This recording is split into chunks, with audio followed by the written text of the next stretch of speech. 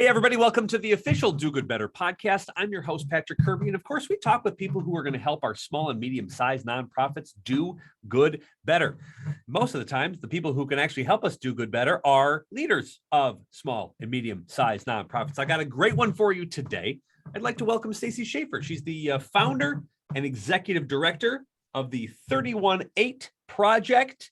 Stacy, welcome to the official Do Good Better podcast. Thank you for having me. Very excited to chat today.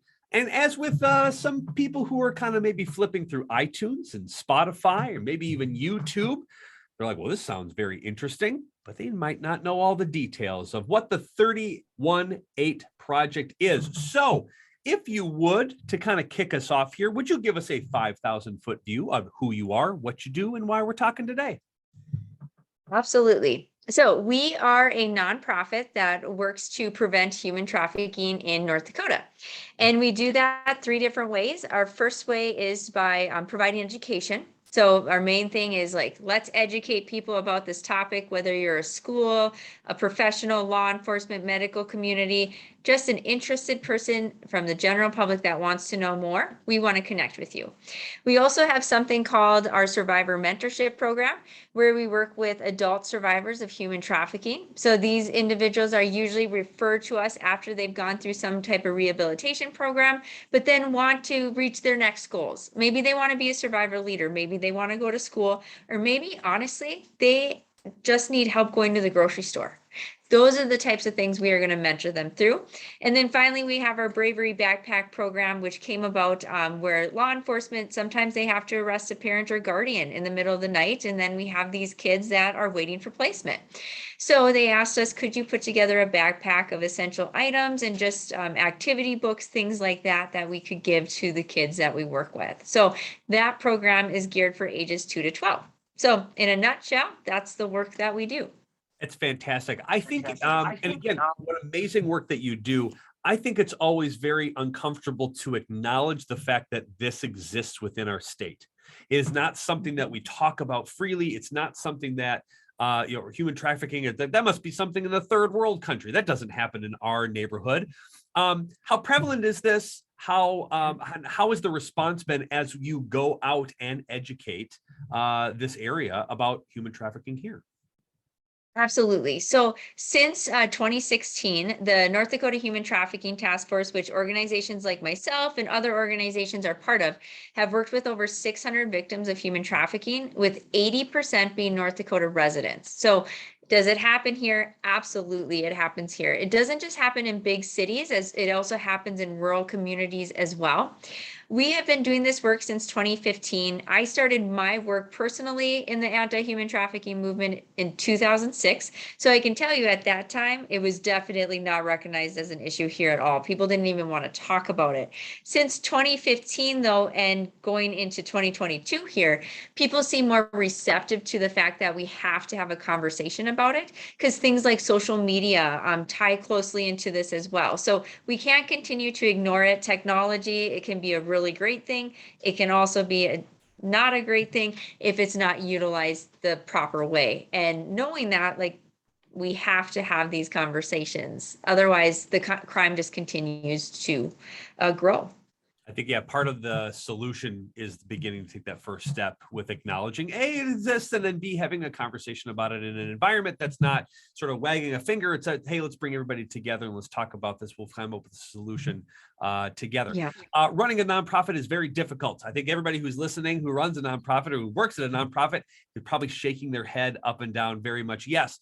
However, the mission that we serve at each one of our organizations is really what gets us up in the morning. And is there a story that you remind yourself of, or you remember when the going gets tough and it's hard to do work, but you remember this one particular success story that pushes you along to kick butt during the day? For sure. It's actually the foundation of why we were created. So my first case of human trafficking that I ever worked on was with a little girl named Anna, who was trafficked at the age of 8 from El Salvador to a brothel in Guatemala, where I was volunteering at the time. And while she was in that brothel, she was repeatedly sexually abused over and over again. Now, regardless of who you are or what your age is, that's going to be a traumatic event. Fortunately, we were able to intervene and bring her back to the shelter I was working at the time and provide her with services. So a lot of people see Anna's story as a story of tragedy, but to me, it's always been a story of success because she survived to share her story, and she's actually doing pretty well today. So she's my inspiration and motivation for why 31A Project exists. So that's what keeps me going, is just remembering Anna. I love it. And you probably, like the rest of the nonprofit world, sort of experience a whole bunch of ups and downs, if you will. Is there a particular sort of struggle or thing that you just were kind of just like, wow, that came out of nowhere? And how have you sort of succeeded or overcome a challenge at the 31-8 project? Mm-hmm. Yeah. The thing, as you've said, I mean, earlier, there's a lot of things that go into running a nonprofit, and you're constantly looking at grant funding, your donor base. So that's one side of it, right? You have your mission of why we're doing this work, and that has its own challenges as well, where, we might be working with someone and something seems to be going really, really well, and then a bad day comes and we go backwards, right? So then we have to figure out, okay, we can't give up here. We have to find a way to keep moving forward. So it's a balance of not only like, how do we make sure we sustain and we're doing the right things and we're staying in our lanes, but at the same time, making sure that we're appropriately representing the individuals that we work with. So I think it's a balance of trying to figure that out and making sure that we're doing the best to our ability to make sure that we're following our mission.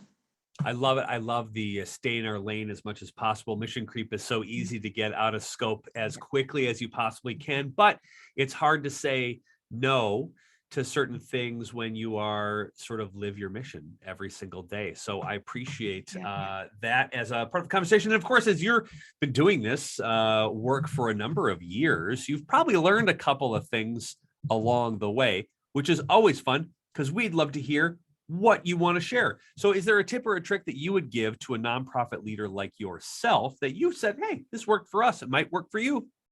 Yep.